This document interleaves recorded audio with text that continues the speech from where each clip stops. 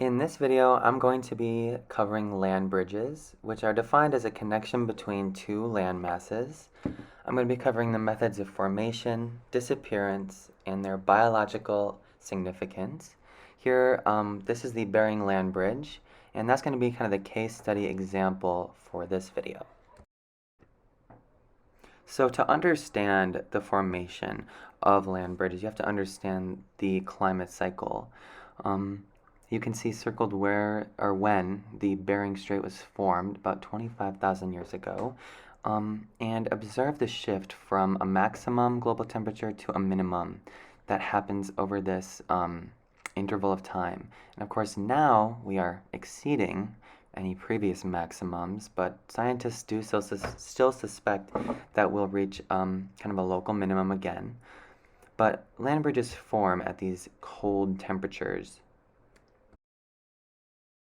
This formation is caused by a phenomenon known as marine regression, which is when the poles grow thanks to a low global temperature and freeze, and then that takes up ocean water, which allows for these land masses to be exposed and actually connect multiple continents. So the Bering Strait still exists, it's just underwater.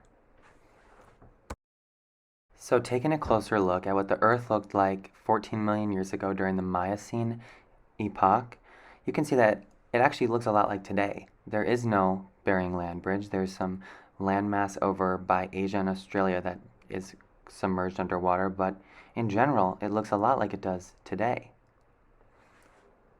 And that's because 14 million years ago, Earth was at a global maximum temperature, so the ice caps were smaller, and that extra water allowed for those land masses to be covered.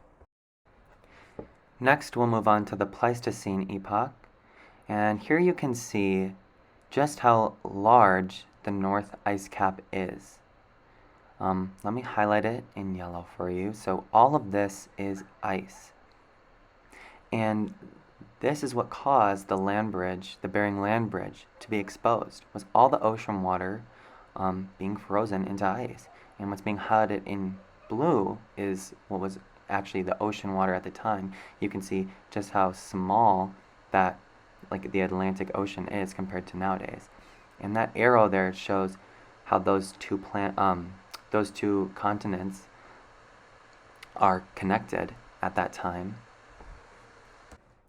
And then finally, we reach the present day, where you can see that the Bering Land Bridge is covered by ocean water now.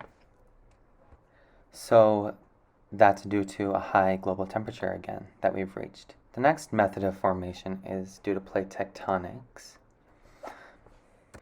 And thanks to what we know as constructive forces, which is basically the creation of new land mass, thanks to the collision of tectonic plates.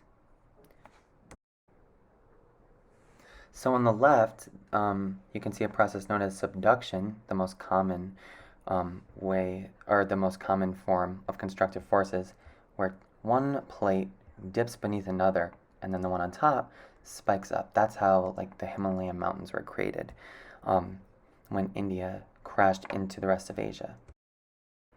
There's also collision, which is where both plates will sort of go upwards and then also create landmass in the same way. But subduction is the most common constructive force that you'll see. And quickly covering the ways that land bridges disappear. Well, they don't really disappear, they're just covered by water when our planet gets hot again. So the Bering Land Bridge is still there. When marine regression occurs again, it might become exposed again. Lastly, the biological and geological significance of land bridges. They're often associated with migration. So prehistoric people use the Bering Land Bridge to migrate. It's the way that camels got to South America through migration. And it creates a lot of the fossil patterns that we see and is a big portion of evolution as well. When two populations are separated, new species can form.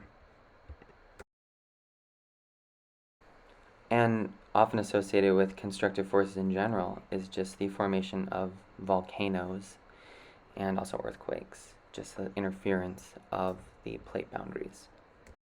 Thank you for watching my presentation on land bridges.